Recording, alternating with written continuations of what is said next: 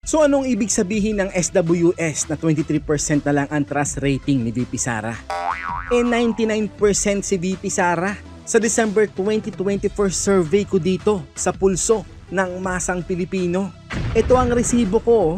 Nagkaroon po ito ng 946 na respondents last December 6 to December 31.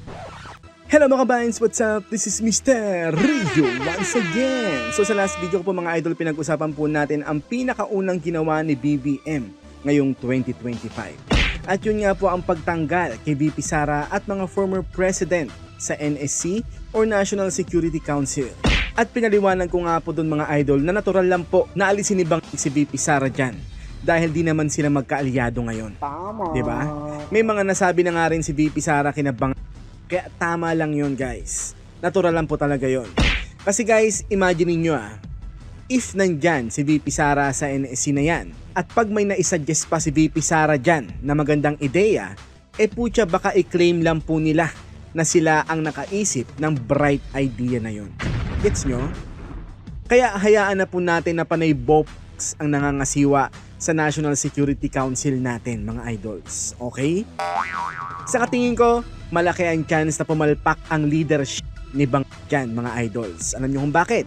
Kasi guys, nung bagyong Christine pa nga lang, napakamot ulo na siya. Diba? What more dyan sa national security ng ating bansa? Di mas lalo na. Diba? Baka nga hintayin na yan dahil sa sobrang pressure.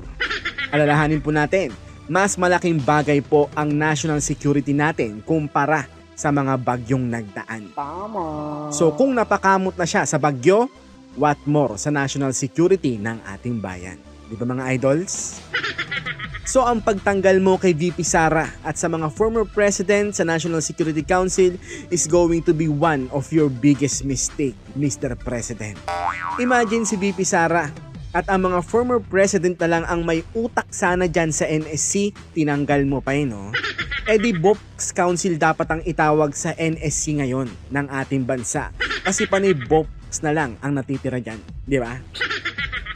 So kaya nga po nang sabi ko sa last video ko, alam nyo ba na inalis ni BBM si VP Sara sa National Security Council? Na dapat laging kasama ang VP dyan, di ba? Tama. Pero ano nga ba ang National Security Council mga idol? Ito po ay isang council na nag-organize ng national security matter ng ating bansa. So dahil hindi po nila kaalyado si VP Sara, tama lang po na hindi siya isama dyan. Alam nyo guys kung bakit? Kasi po guys, ang gobyerno po natin ngayon ay pinamumunuan ng weak, Bang at Box na presidente. Doon pa lang it will jeopardize our national security. Imagine weak, Bang at Box ang chairperson ng National Security Council natin. Diba? So kung weak, Bang at Box ang chairperson ng National Security Council na yan, di what more yung mga members niyan na halos lahat appointed niya. Diba? So panay Box ang kinatawan ng National Security Council natin. Imagine guys kung nandyan si VP Sara na mas matalino pa sa chairperson na si Bang. Diba? Pagkatapos may naisuggest siya na magandang idea para sa national security ng ating bansa. Baka i-claim pa ng Bank Council na yan na sila ang nakaisip ng idea na yon, di ba?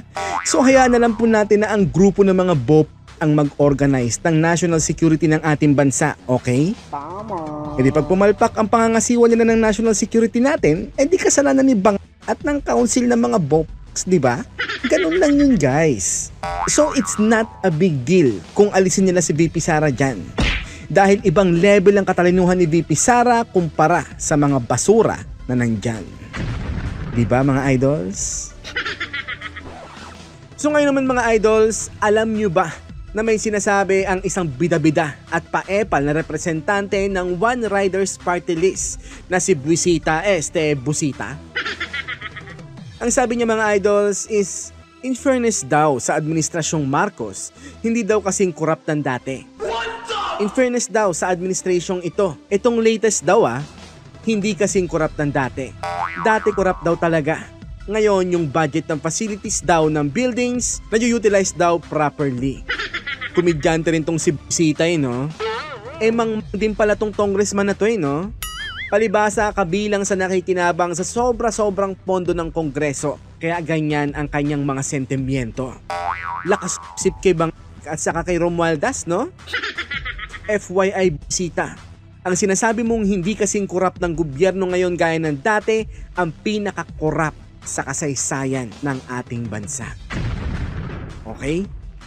So now you know. Mema lang tong si bisita, no? May masabi lang ang siya. Kahit nakamangan, basta may masabi lang, no? And FYI sa'yo, bisita, nagkaroon ng PACC or Presidential Anti-Corruption Commission nung kapanahunan ni PRRD para labanan ng korupsyon sa gobyerno. Tapos, inabolish ng presidenteng pinagsisipan mo para wala nang hadlang o makakasilip sa kanilang pangungurakot sa gobyerno. Oh, di mo alam yun, no?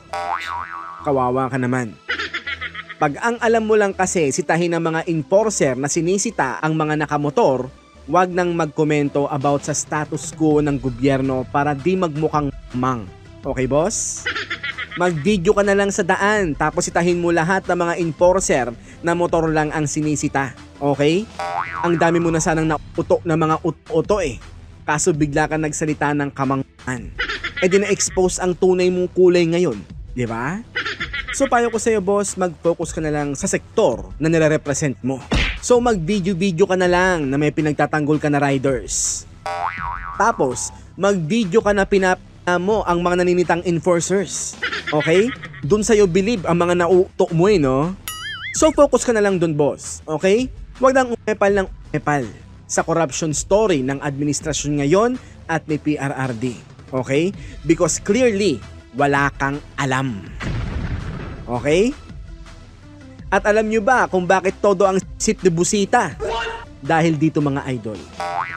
Kasi syempre, may milyon-milyon din siyang pang-akap ayuda. O di ba? Nagsama-sama ang mga pulpolitiko sa iisang tarpaulin. Tarpaulin. Tarpaulin, no? At kung walang alam si One Rider Representative Bisita sa mga kasalanan ng bank administration ngayon, ipaliwanag natin sa kanya ang top 15 na kasalanan ng bank administration na siya ring dahilan kaya naman Marcos resign na ang sinisigaw ngayon ng entire Filipino nation. At syempre, uunahin ko na po ang pinakaunang kasalanan ni Bang, mga idols. At yun nga po ay walang iba kundi ang pag-abolish niya ng PACC or Presidential Anti-Corruption Commission na binuo ni PRRD para malabanan nila ang korupsyon sa gobyerno. Imagine kakaupo pa lang ni Bang sa pagka-presidente, yan agad ang inabolish niya. O yan agad ang unang niyang ginawa, mga idol. E di kitang-kita ang motibo, di ba? At yun ay walang iba kundi ang mag-giveaway sa corruption activity na isasagawa nila in the future at yan nga po ang ginagawa nila. Pangalawa, yung muling naghari ang mga kriminal at mga durugista. Dahil kung noong panahon ni PRRD sila ang nababalitaan natin napapaslang, ngayong panahon ni Bang panay inosenteng tao at mga law-abiding citizen naman ang mga pinapaslang ng mga kriminal at durugista. Imagine that? Doon pa lang wala ng continuity. Diba? Pangatlo, syempre ang 20 pesos na per kilo na bigas na pinangarap ni Bang na ginamit niya sa kanyang pangangampanya. Tapos nung nanalo na siya, hindi pala 20 pesos na per kilo ang gusto niyang mangyari. 20 pesos na per kilo pala na dagdag.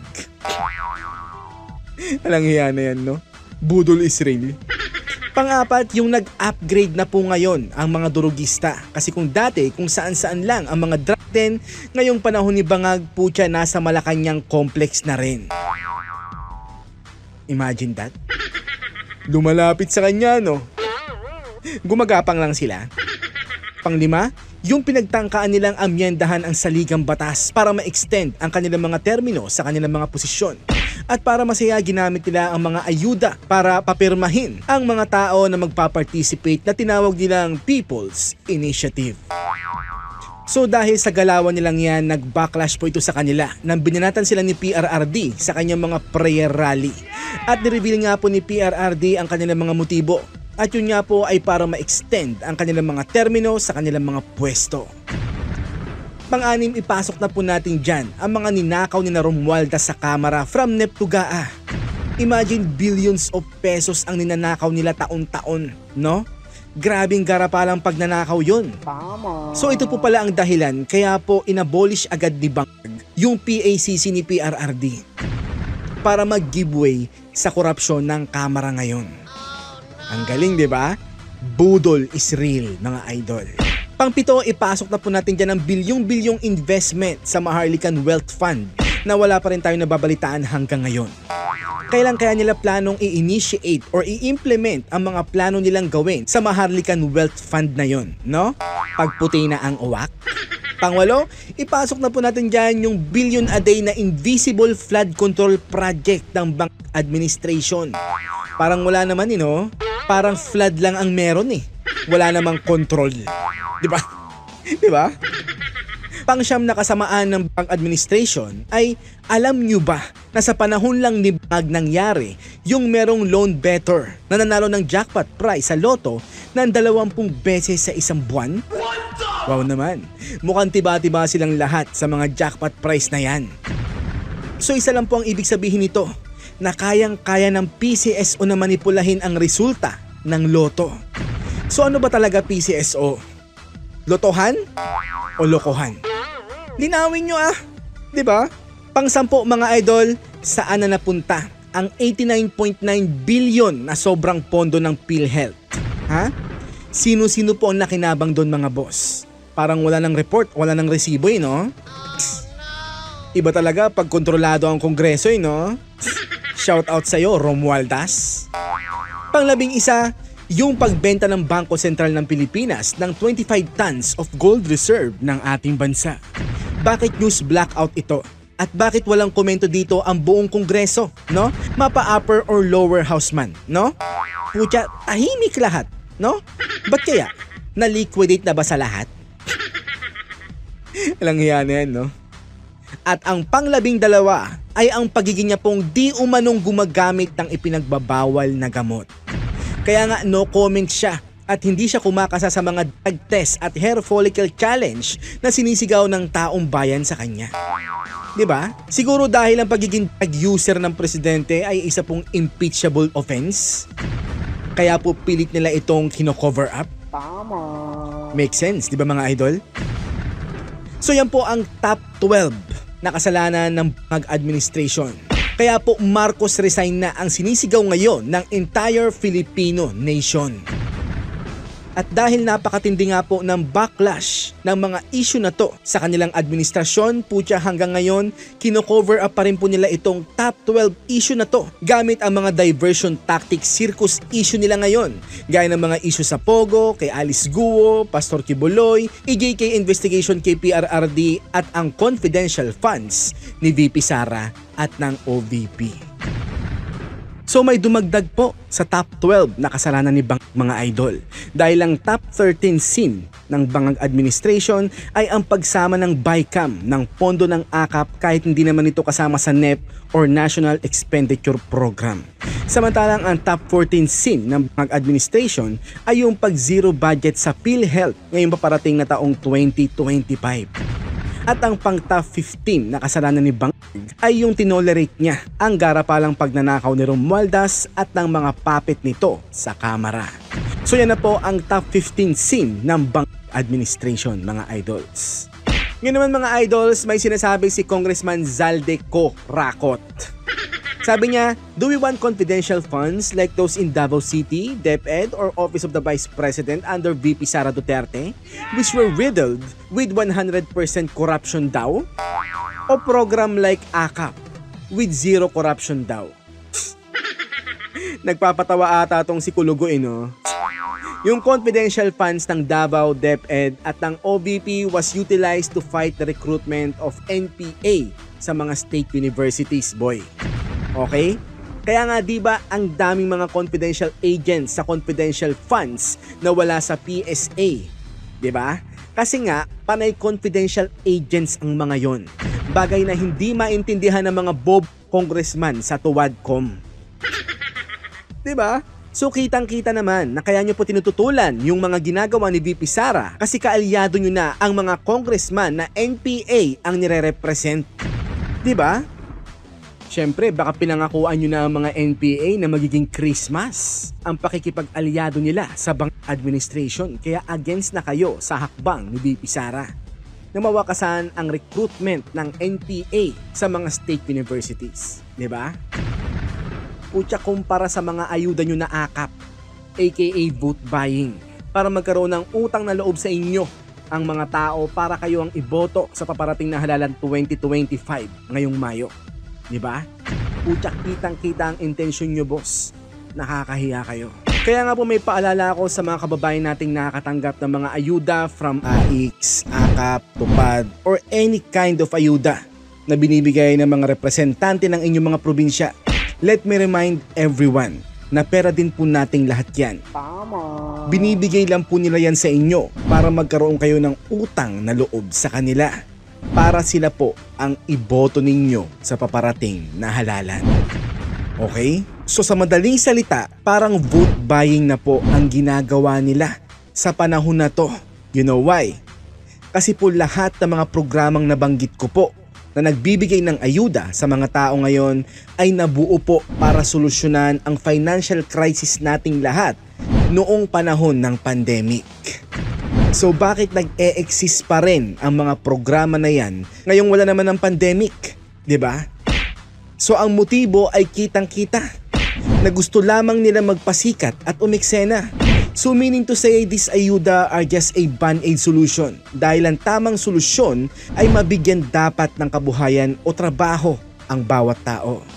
Ibaba ang presyo ng mga bilihin at puksain ang kahirapan sa pamamagitan ng pagpigil sa korupsyon ang tamang solusyon. Hindi ang mga ayuda na yan.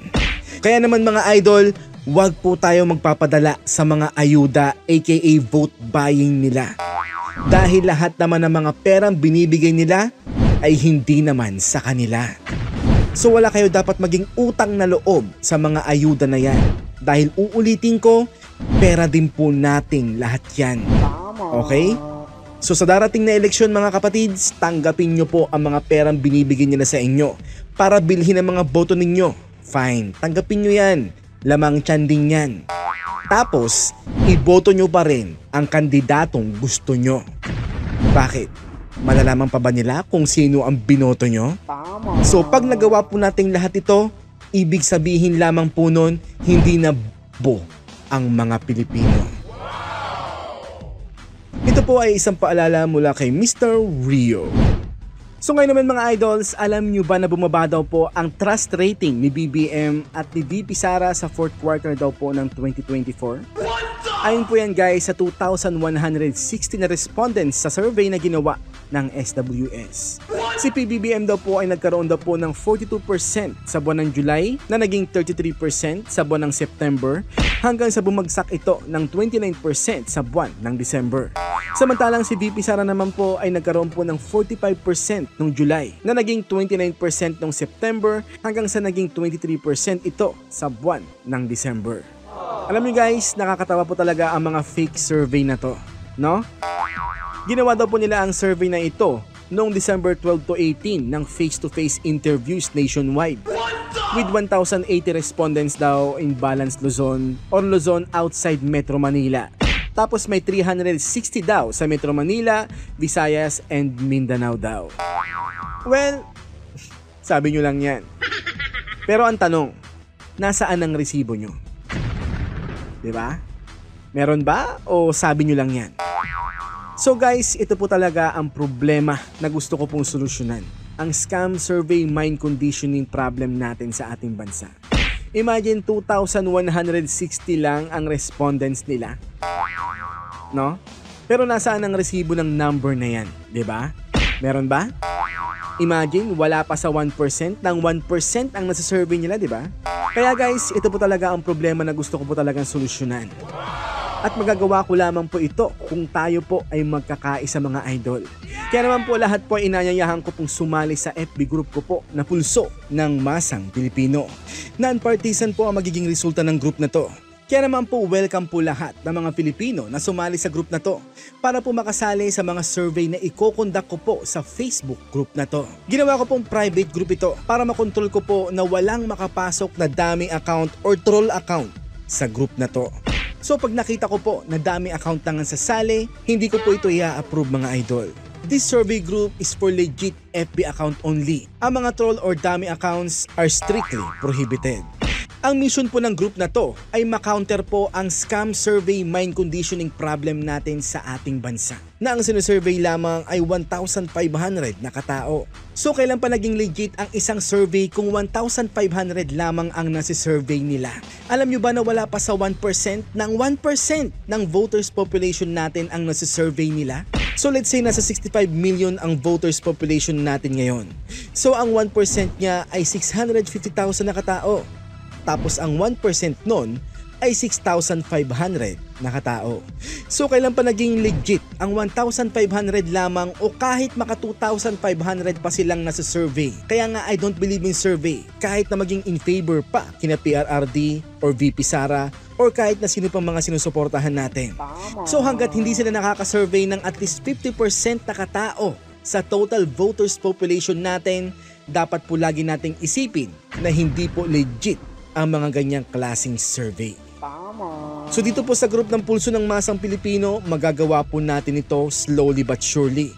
Basta magkaisa lamang po tayo sa hangarin na malaman ng totoong numero sa totoong pulso ng Masang Pilipino. So welcome po lahat na mag-join dito. Basta legit ang FB account mo, mapa pro Duterte, anti-Duterte, Dilawan, Pinklawan, or Marcos loyalist, or kahit mga undecided pa kung sino ang susuportahan nila, welcome po sa group na to. Okay ba? So wala po tayong ibang gagawin sa FB group na to kundi bumoto sa mga i-conduct po nating survey. Okay ba mga idol? Mula noon hanggang ngayon, minamind condition po tayo ng mga nagbabayad sa mga survey agency na yan for their own personal agenda and to make them popular sa mata ng masa. Enough is enough. Somebody had to step up para makounter natin ang mind conditioning na ito ng mga pulpolitiko sa ating bayan. So guys, para marami po ang mag-join, pakishare na lang po natin ang group na to para po mas marami po ang maka-join sa mga i-conduct nating survey sa group na ito. Okay ba mga idol? So ano pang hinihintay nyo? Join na! So guys, once na ma-approve ko na po kayo at nakapasok na po kayo sa Pulso ng Masang Pilipino group, i-click nyo lang po itong dalawang nakapin sa group natin. So click the first one at sumali po sa approval rating survey natin. And then click back para po bumalik ulit kayo sa home ng group natin. And then click the second one at sumali po sa trust rating survey natin. Para po malampasan natin ang 1,200 hanggang 1,500 na respondents ng mga scam survey agency na pinagkukunan ng information ng mainstream media. Okay ba mga idol? So anong ibig sabihin ng SWS na 23% na lang ang trust rating ni VP Sara? 99% si VP Sara. Sa December 2024 survey ko dito sa Pulso ng Masang Pilipino. Ito ang resibo ko. Nagkaroon po ito ng 946 na respondents last December 6 to December 31 ang survey na yan mga idols. Di lang po nationwide yan worldwide po yan. So anong pinagsasabi ng SWS? 99% siya 0% si PBBM, naka 1% si Escudero, samantalang 0% sina Romualdez at Gesmundo. So guys, ito po ang trust rating result ng 5 highest ranking official natin sa ating gobyerno. So kanino kayo maniniwalang survey? Sa may resibo o wala? Kayo na ang bahalang humusga, mga idols.